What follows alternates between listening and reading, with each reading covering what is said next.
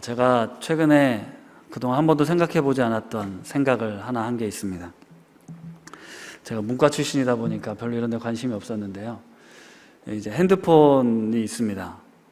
여러분 핸드폰에 통화를 하시면서 이게 신기하다는 생각을 해보신 적 있으신가요? 내가 여기서 전화를 말을 하는데 저 멀리 있는 사람이, 아니 요즘은 저 해외, 저 땅끝에 있는 사람들까지도 바로바로 대화가 됩니다. 도대체 이게 무슨 이유에서, 무슨 원리에 의해서 이게 가능할 것인가? 한 번도 생각해 본 적이 없습니다. 그냥 주어져 있었고 제가 사용하는 데 편하고 살기 좋아졌구나 이렇게 생각을 했었지, 이 기기에 도대체 무슨 힘이 작동이 돼서 저 보이지도 않는 사람과 내가 이렇게 쉽게 소통을 할 수 있는가. 그러면서 이제 좀 무슨 원리인지 전자파라는 게 뭔지 한번 찾아봐 봤어요. 네, 물론 이제 설명을 들었지만 잘 이해는 되지 않지만 이걸 발견한 사람들 진짜 대단하다. 전자파가 얼마나 빠른지 아십니까? 아세요? 모르잖아요. 네, 관심이 없잖아요. 우리는 그냥 되기만 하면 되잖아요. 핸드폰이. 네, 전자파가 빛의 속도처럼 빨라서 내가 말하는 순간 이게 디지털 신호로 변화돼서 전자파로 바뀌어서 이 전자파가 저 상대방에게 전달되는 시간이 진짜 눈 깜짝할 사이 이루어지고 있다라는 거죠. 네. 그냥 그렇구나 해서 받아들일 뿐이지 내가 그 세세한 내용을 다 이해하지는 못합니다. 그래서 이제 이과 쪽에 관심이 많은 저희 둘째와 저녁에 요즘 운동을 좀 하거든요. 이제 걷기 트랙을 걷는데 이제 그런저런 얘기를 좀 했어요. 얘는 이제 관심이 좀 있더라고요. 그러면서 이제 달을 보면서 달이 여기서 얼마나 먼 줄 아냐 그랬더니, 여러분 달의 빛이 우리 눈에 도달할 게 얼마나 걸리는지 아세요? 관심이 없잖아요. 네. 달과 지구의 거리가 38만 킬로인데 이 초속 30만 킬로미터로 빛이 나가기 때문에 1초 몇 뒤에 그 빛이 도달되는 겁니다. 그럼 태양까지 거리는요? 네, 태양의 빛이 우리 눈에 도달하기까지는 8분 20초라는 시간이 걸립니다. 그러니까 우린 8분 20초 전에 태양을 보면서 지금 보고 있다라고 생각을 하고 있는 거죠. 그동안엔 이 수치 자체가 별로 관심 사항이 아니었죠. 얼마나 먼지, 그냥 멀다라는 정도의 생각을 가지고 있었다는 겁니다. 그런데 인간이 정말 대단하다, 그런 전자파를 발견하고 그것을 이용해서 이런 편리한 기술을 만들어내고 또 천체 물리학을 통해서 달과 태양, 아니 저 우주 끝까지 지금 거리, 이 연대를 계산하는 걸 보면 진짜 대단하다 싶은데, 이제 우리 아들과 함께 걸으면서 그런 얘기를 했죠. 인간이 진짜 대단하긴 하지만 그걸 만드신 분은 더 대단하지 않겠냐. 우리가 이해한다고 정말로 이 많은 것들을 알아내곤 있지만 사실 과연 그 끝을 알아낼 수 있을까? 그 근원을 알아낼 수 있을까? 그것이 왜 생겼는지 과연 알아낼 수 있을까? 사실 우리는 이 세상을 살면서 이해하지 못하지만 그냥 받아들이고 살아가는 것들이 참 많습니다. 사실 그래야만 살 수 있죠. 이게 왜 작동되는지를 내가 이해 못하면 못 산다 그러면 살 수 있는 사람이 별로 없을 겁니다. 물론 이 분야를 파서 연구하는 그런 과학자들을 통해서 우리가 이런 혜택을 누리고 있을 뿐입니다. 성경 말씀을 읽다 보면 때로는 잘 이해가 되지 않는 그런 경우들을 만나곤 합니다. 좀 불편한 내용들도 있을 수 있고요. 이게 뭔가 순리대로 잘 순리인 것 같지 않다 이런 생각을 할 때도 있는데, 오늘 창세기 27장 말씀을 보면서도 이제 그런 느낌을 좀 받았습니다. 사실 창세기가 되게 쉬울 줄 알고 우리 목회자들은 좀 쉽게 생각했는데, 같이 말씀을 나누거나 또 준비하면 할수록 창세기 안에 담겨있는 진리들이 우리의 어떤 이성과 이해를 뛰어넘는 부분들이 참 많다, 때로는 받아들이기 거북한 내용들도 있고 납득이 잘 되지 않는 부분들도 있다, 이런 내용이 생각이 드는데요. 오늘 창세기 27장에는 에서를 사랑했던 이삭, 그리고 야곱을 사랑했던 리브가 이 사이에서 벌어지는 드라마틱한 이야기가 펼쳐져 있습니다.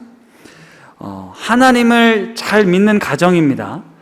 하나님이 특별히 아브라함을 선택하셨고요, 아브라함의 유일한 그 언약의 계승자인 이삭의 가정에서 벌어지고 있는 그 모습이, 하나님을 믿는데 어떻게 이런 인간적인 수단과 방법을 다 동원해서 자신들이 원하는 걸 쟁취하려고 하는지 비신앙적인 모습들을 보는 거죠.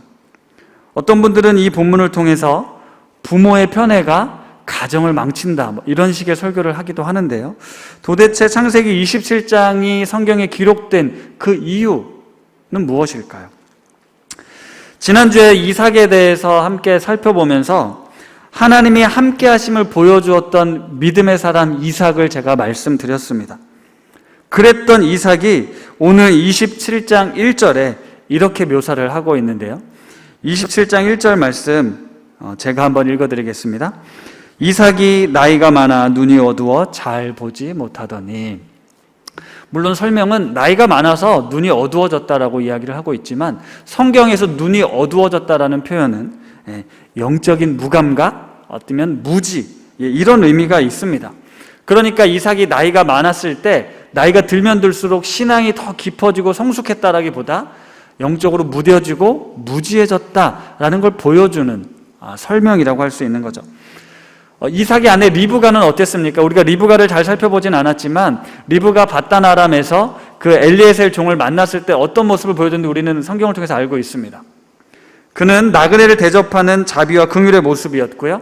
하나님께서 약속하셨다라는 그 말씀을 듣고 알지도 못하는 이삭을 향해서 시집을 온 하나님을 믿는 믿음의 사람이었습니다. 그런데 오늘 본문에선 내가 아끼고 사랑하는 야곱을 위해 자신의 남편을 속이고요, 자신의 아들 에서를 속이는, 그걸 위해 수단과 방법을 가리지 않는 그런 너무나도 인간적인 욕심에 앞서는 모습을 보게 되는 거죠. 그리고 어머니의 말에 순종하긴 했지만 형 에서가 돼서, 그러니까 자기가 동생인데 형인 것처럼 아버지를 속여서 그 축복을 쟁취해낸 야곱, 이 야곱의 모습 또한 우리가 보았을 땐 별 좋은 모습은 아닙니다. 아니, 이게 과연 믿음의 조상의 자격이 있나 싶을 생각이 들죠. 그리고 형 에서 역시도 동생에게 아버지의 축복을 이제 가로챈을 당했을 때 연유가 무엇인지 따질 그럴 겨를도 없습니다. 화를 참지 못하고 동생을 죽여야겠다. 아빠가 늙었으니까 아빠가 죽으면 내가 저놈 반드시 죽일 거다라고 이야기를 합니다. 과연 이게 믿음의 조상의 아브라함, 이삭, 그 다음 3대 만에 벌어지고 있는 일들인지, 하나님은 도대체 구원의 이 구속사를 보여주면서 도대체 왜 이런 말씀을 우리에게 기록했는지 사실 잘 설명은 안 됩니다. 그래서 우리가 구원을 신비라고 부르거든요. 은혜라고 부르는 겁니다. 이 막장 드라마 같은 이야기가 성경에 기록되어 있고 더 받아들이기 힘든 건 리브가와 야곱의 행동이 분명 잘못된 행동임에도 불구하고 하나님께서는 그 야곱을 벌하지 않으시고 자신의 구원 역사를 이루어가는 믿음의 가문, 그 조상으로 선택하셨다라는 겁니다. 하나님 입장에서 분명 흠이 많은 존재임에도 불구하고 말이죠. 그래서 오늘 본문을 다시 한번 잘 살펴보겠습니다. 리브가가 임신을 했습니다. 20년 만에 임신을 했는데 쌍둥이였어요. 쌍둥이가 태중에서 서로 싸웁니다. 하나님이 말씀하시죠. 큰 자가 어린 자를 섬기게 될 거다라고 이야기를 합니다. 리브가가 들은 것 같아요. 이삭이 같이 들었는지 성경을 통해서 잘 알 수는 없습니다. 그렇다면 만약에 리브가가 혼자 들었다면 이런 얘기를 남편과 이야기했을까요? 네, 했겠죠. 네, 사실 어떻게 될지 모르는데 이 뱃속에서 아이들이 싸우는데 하나님이 이렇게 말씀하셨어라고 아마 남편 이삭에게 이야기했을 겁니다. 이게 도대체 무슨 의미일까? 우리 아이들의 도대체 삶이 어떻게 될까? 우리 흔히들 이제 태몽 같은 거를 꾸시면 태몽을 그래도 기억은 하시잖아요. 어머니들은. 아빠들은 잘 기억을 못 하는데 어머니들은 기억하잖아요. 그냥 마음속에 얘가 그때 그런 태몽을 꿨지 이런 생각을 할 텐데 그걸 계속 의식하면서 삽니까? 그러지 않잖아요. 네. 그런데 이 이삭은 자기가 직접 들은 것도 아니고 또 이 자녀를 키우다 보니까 야곱보다는 에서가 마음에 드는 거예요. 남자답기도 하고.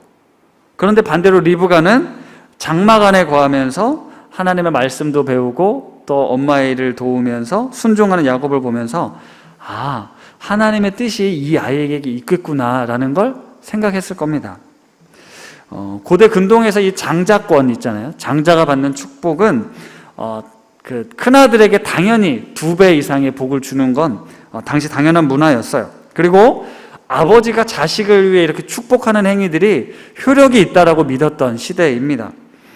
그러니까 아버지 이삭은 아주 오래전에 이 하나님의 말씀, 그러니까 태중에 있었을 때 하나님이 리브가를 통해 들려주던 말씀을 기억은 하고 있었지만 확실히 믿지는 않았던 것 같아요. 아니, 믿고 싶지 않았을 것 같습니다. 왜요?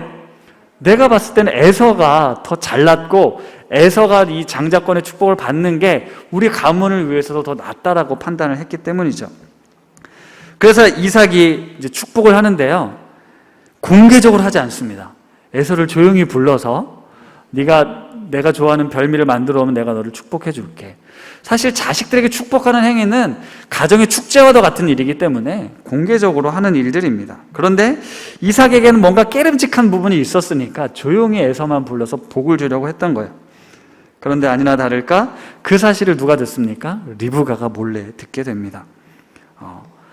그러니까 당시 문화 속에서 아버지가 이 에서를 축복하면 그 복이 효력이 있을 거라고 생각하니까 리브가는 그래서는 안 된다, 저걸 막아야겠다는 생각이 들은 거예요.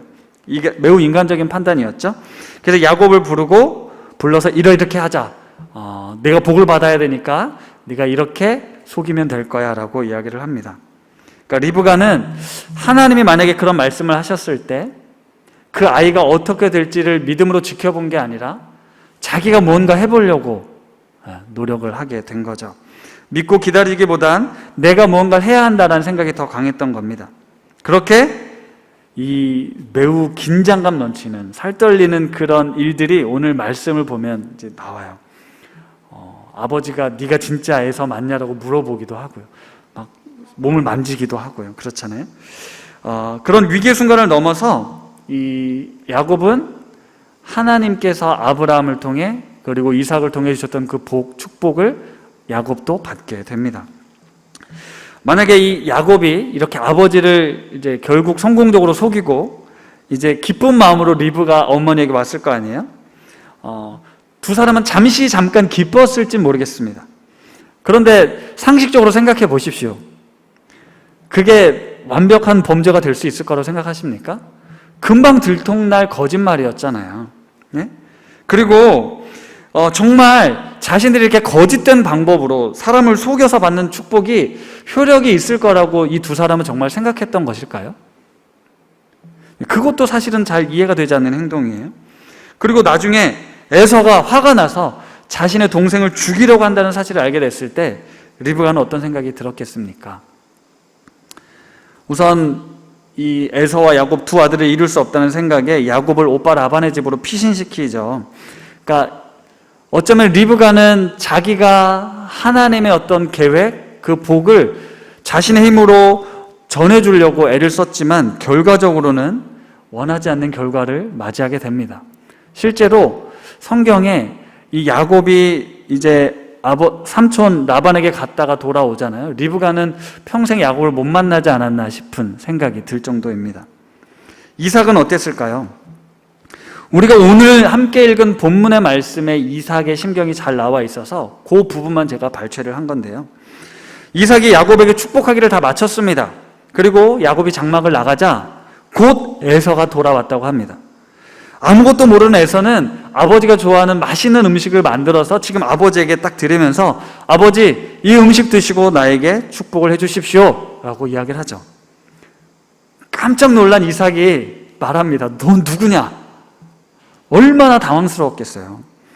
에서가 저 맏아들 에서입니다 라고 말했을 때 이삭의 반응이 무엇이냐면 이삭이 심히 크게 떨며 이르되입니다.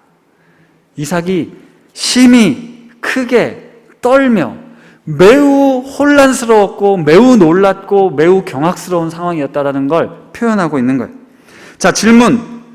그럼 이삭은 왜 이렇게 심히 크게 떨었을까요? 한번 상상해 보십시오. 감히 네가 나를 속여?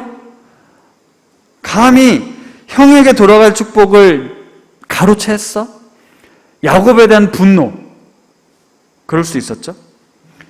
내가 분명 내 아들 에서가 맞냐라고 물어봤을 때 맞다라고 거짓말했던 그 목소리가 들렸을 겁니다. 이 야곱을 가만두어서는 안 되겠다라는 분노, 아니면 자신의 어두운 눈, 분별하지 못한 자신에 대한 분노였을 수도 있습니다.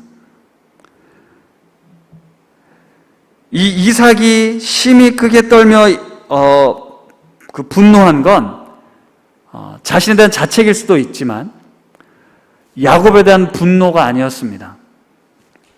왜냐하면 그 뒤에 나오는 말과 행동을 보면 그렇게 이해할 수 있는데요.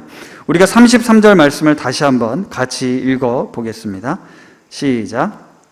이삭이 심히 크게 떨며 이르되 그러면 사냥한 고기를 내게 가져온 자가 누구냐? 내가 오기 전에 내가 다 먹고 그를 위하여 축복하였은즉 그가 반드시 복을 받을 것이니라. 33절 뒤에 그가 반드시 복을 받을 것이다 라고 확신 있게 선언을 하는 거예요. 이삭이 심히 크게 떨었을 땐 이 야곱이 나를 속였어야 되는 분노가 아니고 곧 인정하고 받아들이는 것처럼 보여진다라는 거예요. 다음 장 28장의 첫 그 부분에 야곱이 하란으로 떠나기 전에 이삭은 야곱을 다시 만나서 축복을 재확인시켜 줍니다. 정상적이라면 너 일로 와. 네 축복은 무효야. 네가 거짓말로 날 속여서 받은 축복이니까 이건 효력이 없어 라고 이야기하는 게 맞지 않겠습니까? 내가 너를 이 집에서 당장 쫓아내겠다. 나는 너를 두고 볼 수 없다. 이렇게 분노하고 화를 내고 벌을 내리는 게 정상일 것 같은데 이삭은 그렇지 않고 곧 그가 반드시 복을 받을 것이라고 에서에게 확신 있게 얘기를 하는 거예요. 그렇다면 이삭이 그 순간 너는 누구냐라고 물어봤을 때 맏아들 에서입니다라고 대답하는 그 순간 이삭은 무엇을 깨달았을까요? 바로 하나님의 절대적인 주권입니다. 자기의 하나님의 뜻을 거스려서 자신의 뜻대로 에서를 축복하려고 했습니다. 하나님은 에서가 아니라 야곱이라고 이미 말씀하셨는데 자기가 하나님의 뜻을 거스려서 내가 주고 싶은 복, 내가 사랑하는 아들에게 복 주려 했다가 그것이 막혔다라는 것을 깨닫고 망치로 한 대 맞은 것처럼 정신이 번쩍 들면서 하나님이, 전능하신 하나님이 당신의 뜻대로, 당신의 주권대로 일을 이루어 가시는구나 라는 걸 압도적으로 경험하게 된 거예요. 예수님을 처음 만났던 베드로의 고백 기억하십니까? 물고기를 잡고 주여 나를 떠나소서 나는 죄인입니다 라는 고백과 같은 거죠. 전혀 엉뚱한 고백인 것 같지만 전능하신 하나님을 만났을 때 인간의 고백, 자신의 죄된 모습, 연약함, 하나님의 전능하심, 하나님의 순결하심, 하나님의 온전하심 앞에 무릎을 꿇는 거죠. 이삭은 지금 그 하나님의 존재 앞에, 하나님의 전능하심 앞에 지금 무릎을 꿇고 있는 거예요. 인간의 계략, 인간의 술수, 인간의 뜻에도 불구하고 하나님은 자신의 뜻을 이루어 가십니다. 에서가 아닌 야곱을 선택하신 하나님, 왜 에서가 아니라 야곱입니까? 라고 물어봐도 우리는 알 수 없어요. 이해할 수 없어요. 하나님의 주권적인 선택이시니까요. 그리고 에서나 야곱의 어떤 행위, 에서는 잘못했고 야곱은 착했기 때문에, 선했기 때문에 하나님이 선택했냐고요? 그런 내용 전혀 없습니다. 지금 보십시오. 야곱은 우리가 봐도 참 못된 사람이지 않습니까? 그런 야곱을 선택했다라는 건 하나님의 전능하신 전적인 주권이라는 거죠.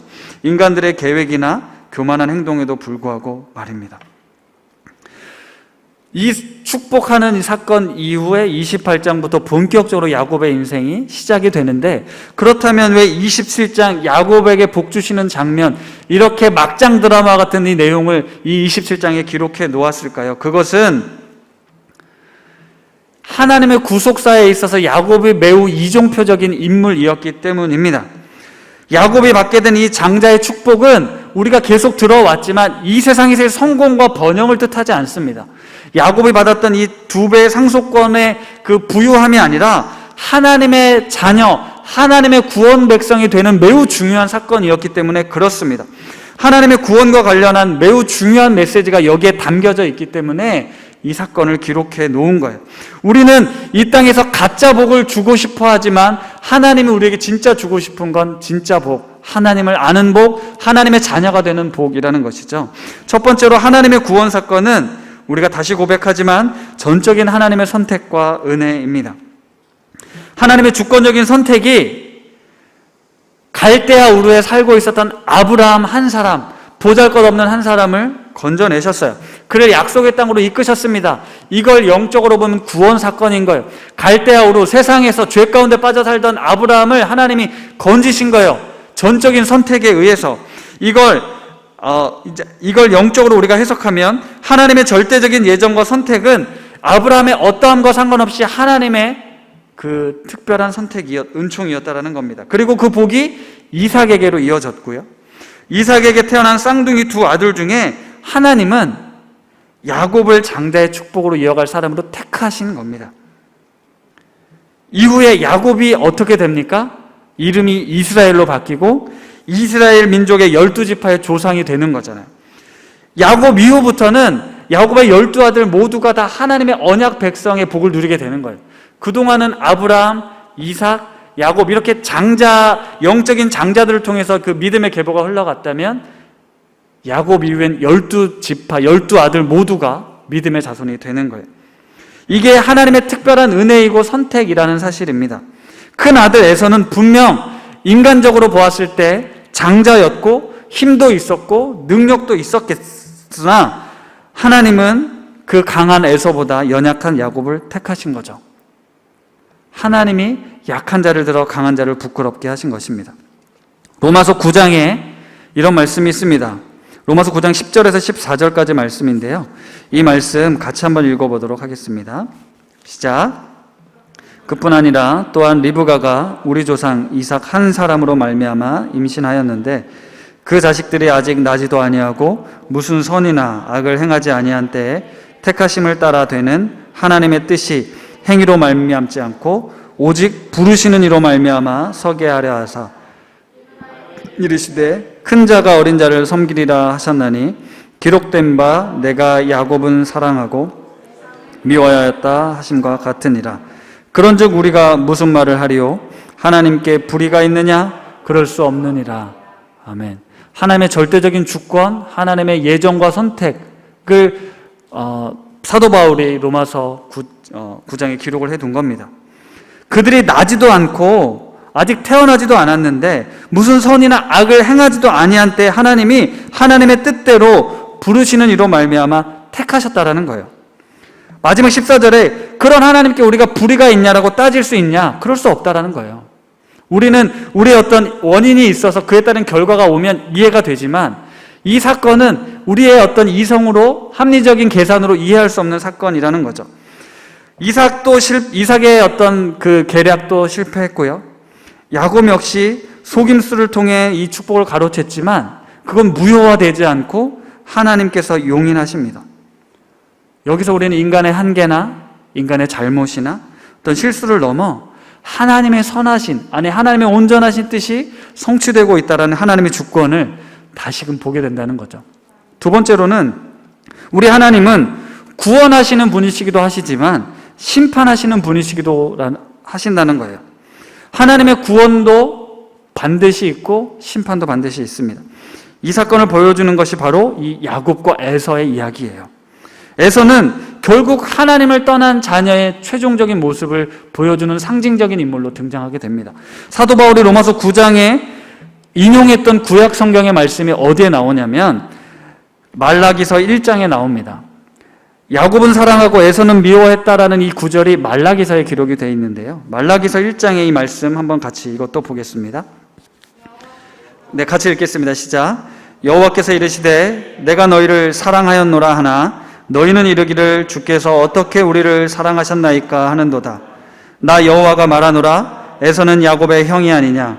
그러나 내가 야곱을 사랑하였고 에서는 미워하였으며 그의 산들을 황폐하게 하였고 그의 산업을 광야의 이리들에게 넘겼느니라. 에돔은 말하기를 우리가 무너뜨림을 당하였으나 황폐된 곳을 다시 쌓으리라 하거니와 나 만군의 여호와는 이르노라. 그들을 쌓을지라도 나는 헐리라. 사람들이 그들을 일컬어 악한 지역이라 할 것이요 여호와의 영원한 진노를 받은 백성이라 할 것이며 보고 이르기를 여호와께서는 이스라엘 지역 밖에서도 크시다 하리라. 아멘.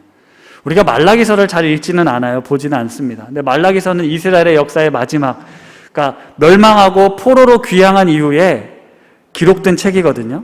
그러니까 이스라엘 백성들이 자신들의 나라도 멸망했고 또 포로로 귀환해서 하나님이 다시 회복시켜 주실 거다라고 약속했는데 아무리 시간이 지나도 징조가 보이질 않는 거예요. 그래서 따져 묻거든요. 하나님이 정말 우리를 사랑하는 거 맞습니까? 라고 질문을 했을 때 이 야곱과 에서 이야기를 들려주시는 거예요. 에서는 나를 버리고 떠났기 때문에 그는 에돔 족속은 멸망했다. 하지만 내가 너희들은 심판은 했지만 완전히 멸망시키지 않았다. 다시 회복할 거다. 여기에는 너희들의 어떠함과 상관없는 나의 전적인 사랑과 선택이 담겨져 있다라고 이야기를 하는 겁니다. 이 에서와 야곱의 이야기를 들려서 하나님의 주권적인 선택이 너희를 사랑하는 증거라고 이야기를 하고 있는 거예요. 하지만 그 반대 서 있는 에서는, 이 에돔 족속은 하나님의 심판의 대표 선수로 자리 잡는 거예요. 이 말라기서에 보는 이 에돔 족속의 행태를 보면 노아의 홍수 이후에 모든 사람이 멸하고 다시 새로운 인류가 시작됐을 때 인류가 바벨탑을 쌓잖아요. 하나님이 나를 심판하시지 못하도록 내가 더 높은 탑을 쌓을 거야. 에돔 족속이 그랬다라는 거예요. 하나님이 멸망시키니까 내가 더 튼튼하게 이 성을 다시 세우겠다라고 이야기를 하는 거죠. 그런 하나님의 교만함의 대표적인 이 에돔은 이 이스라엘과 대척점에 서서 이스라엘을 구원하신 하나님, 그리고 에돔을 심판하신 하나님, 하나님의 백성들을 구원하신 하나님, 하나님을 대적하여 하나님을 떠난 백성들을 심판하신 하나님을 명확하게 보여주고 있습니다. 그런데 이 로마서와 말라기에 나온 이 야곱은 더 사랑하고 에서는 미워했다라는 이 번역이 보다 더 원문의 의미를 살펴보면 야곱은 특별한 선택을 받았고 에서를 미워했다라기보단 에서는 그보다 덜 사랑했다라는 뜻입니다. 그러니까 에서가 비록 큰 아들로 태어났지만 하나님이 야곱을 택해서 이 더 큰 복을 주시겠다라고 했을 때 자신은 버림받은 것이 아니기 때문에 자기에게 주어진 것, 왜 나에게 이 장자의 축복을 주지 않습니까? 따질 수도 있지만 그걸 하나님의 주권을 인정하고 받아들여서 그에 맞는 순종의 삶을 살았다면 에서 역시도 어떤 믿음의 계보를 이어갈 수 있는 한 축이 되었을 겁니다. 실제로 한 사람만, 한 아들만 계속 믿음의 계보가 이어가는 게 아니라고 말씀드렸잖아요. 야곱 이후엔 12아들이 4명의 아내로부터 태어났잖아요. 그리고 이 12아들이 다 하나님 보시기에 흡족한 삶을 살았냐? 아닙니다. 그럼에도 하나님이 선택하시면 이 12아들이 12지파의 조상이 되는 거예요. 에서도 그럴 가능성이 충분히 있었지만 에서는 스스로 그 삶을 받아들이지 않은 거예요. 내가 하고 싶은 대로 살 거야. 하나님을 대적하고 하나님과 겨루어서 결국은 역사 속에서 사라지는 그 심판을 맞이하게 되거든요. 이 구원받은 이스라엘과 심판받는 에돔 족속에서 우리가 받아들여야 할 건 이 심판이 결국은 하나님의 사랑을 더 부각시키고 있다는 겁니다. 사랑하는 성도 여러분, 이삭이 깨달은 건 하나님의 절대적인 주권이었어요. 내가 아무리 발버둥 쳐봐야 하나님 손바닥 안에 있구나. 그 하나님 앞에 경외함을 그는 깨달은 겁니다. 내가 아무리 선한 의도를 가지고 좋은 목적을 가지고 살더라도 때로는 내 계획대로 되지 않을 때가 있습니다. 하지만 그 모든 것은 하나님의 섭리 가운데 있습니다. 나의 실수나 나의 부족함도 하나님은 사용하실 수 있는 분이세요. 내가 의롭고 올바르고 정당할지라도 하나님이 그에 합당한 결과를 주지 않으실 수 있습니다. 그렇다면 이 우리의 인생을 어떻게 살아야겠습니까? 우리는 그저 하나님을 인정하고 그분을 믿고 인내하면서 매 순간 현실 속에서 하나님이 나에게 원하시는 뜻이 무엇일지를 묻고 찾고 그분의 말씀에 순종하도록 애쓰며 수고하는 것이 오늘 우리가 살아가야 될 몫이라는 거예요. 잠언 16장 9절, 우리가 잘 아는 이 말씀이 있습니다. 같이 한번 읽어보겠습니다. 잠언 16장 9절 시작. 사람이 마음으로 자기의 길을 계획할지라도 그의 걸음을 인도하시는 이는 여호와시니라. 네, 다시 한번 읽어드릴게요. 사람이 마음으로 자기의 길을 계획할지라도 그 걸음을 인도하시는 이는 여호와시니라. 우리가 우리의 마음으로 많은 일들을 계획해도 결국 하나님이 인도하지 않으시면 다 허사일 겁니다. 하나님이 허락하셔야만 벌어지는 일들입니다.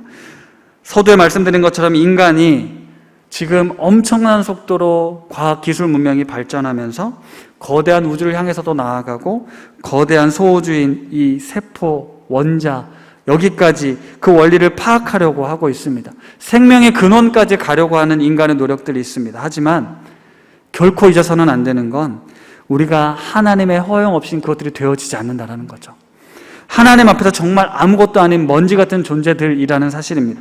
아니요, 존귀한 존재, 정말 대단한 존재이지만 한편으로 먼지와도 같은 존재, 하나님의 영원한 시간 속에 그저 찰나에 지나지 않는 삶을 살고 있다는 것 또한 알고 있어야 됩니다. 하나님이 허용하셔야만, 하나님의 허락하심 가운데 있어야만 우리가 그것들을 알게 되고 깨달을 수 있다는 거예요.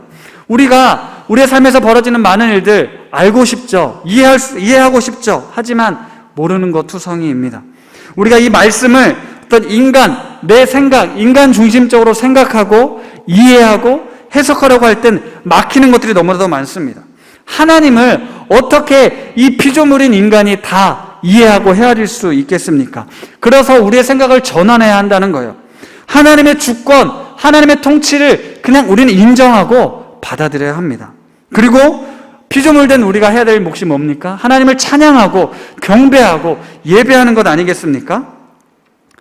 최근에 저희 아들하고 또 방학을 맞이해서 그냥 영화를 몇 편 봤는데 신은 죽지 않았다라는 시리즈 영화가 있어요. 1, 2, 3편까지 나온 영화를 시리즈를 다 봤어요.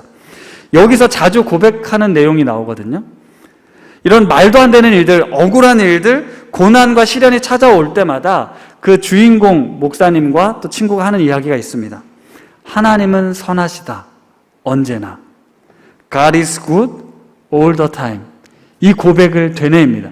내 눈앞에 펼쳐진 현실은 도대체 하나님이 계시기나 한 거야? 하나님이 선하신데 어떻게 이런 일이 있을 수 있지? 라고 하지만 그 상황 때문에 고백하는 것이 아니라 믿음으로 의지적으로 고백하는 거예요.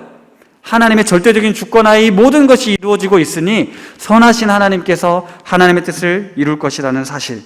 이것은 우리가 이해하고 고백하는 것이 아니라 믿음으로 선포하고 선언하는 겁니다. 이삭이 깨달은 사실이 바로 그런 사실이었어요. 하나님의 주권, 그 주권을 인정합니다. 하나님의 뜻대로 우리를 인도해 주십시오. 인도해 가십시오라는 고백이었다라는 거죠. 말씀을 마무리하겠습니다. 요즘 전도서 말씀을 수요일 저녁마다 함께 성도님들과 보고 있습니다. 누구에게나 열려 있으니까 참여하실 수 있는데요. 모든 것은 다 때가 있다. 지난주에 배운 말씀입니다. 그런데 그 때를 우리는 다 이해할 수 없다. 그리고 전도자가 이렇게 이야기를 합니다. 3장 11절 말씀인데요. 이 말씀도 같이 한번 읽어보겠습니다. 시작. 하나님이 모든 것을 지으시되 때를 따라 아름답게 하셨고 또 사람들에게는 영원을 사모하는 마음을 주셨느니라. 그러나 하나님이 하시는 일의 시종을 사람으로 측량할 수 없게 하셨도다. 아멘. 하나님의 때를 따라 아름답게 하셨다라는 믿음의 고백. 그런 인간에게 영원을 사모하는 마음을 주셔서 우리가 하나님의 하시는 일의 시종, 시작과 끝을 우리는 측량할 수 없다. 그 속에서 벌어지는 이해할 수 없는 고통, 아픔, 지금 우리가 지나고 있는 코로나의 어려움, 질병, 경제적인 어려움들, 우리는 그 속에 하나님의 그 뜻하신 바를 이해할 수 없습니다. 하지만 하나님의 때에 하나님의 가장 아름답고 선하신 뜻이 이루어질 것이다. 우리는 그 사실을 소망하며 믿음으로 선포하고 오늘을 살아가는 겁니다. 이어지는 말씀에 하나님 안에서 자족하며 감사하며 기쁨으로 먹고 마시고 삶을 누리며 선한 일을 하는 것, 그것이 삶의 분복이라고 이야기를 하고 있습니다. 사랑하는 성도 여러분, 우리의 삶이 내 맘대로 되면 참 좋겠지만, 내가 계획하고 내가 노력한 대로 이루어지면 좋겠지만 그렇지 않은 경우들이 많습니다. 그러나 여전히 하나님은 선하시고 하나님은 선하신 계획 가운데 우리를 이루어 가십니다. 세상에서의 복, 세상 사람들이 바랬던 그 장자의 복, 번영과 성공의 복이 아니라 하나님의 자녀된 복, 하나님의 구원의 계획 가운데 우리가 온전히 있음을 누리는 복, 그게 바로 우리가 받은 가장 큰 복이며, 하나님은 나의 삶의 어떠함과 상관없이 우리를 선택하셔서 우리를 건져내셨고 우리를 구원의 백성으로 삼아주시며 하나님의 나라를 이루어가게 하실 것입니다. 모든 것이 하나님의 주권하에 있음을 믿고 결국 우리에게 주어질 영원한 생명, 하나님의 나라 그 사실을 믿음으로 이 복된 은혜를 누리시는 우리 성도님들 다 되시기를 축복합니다.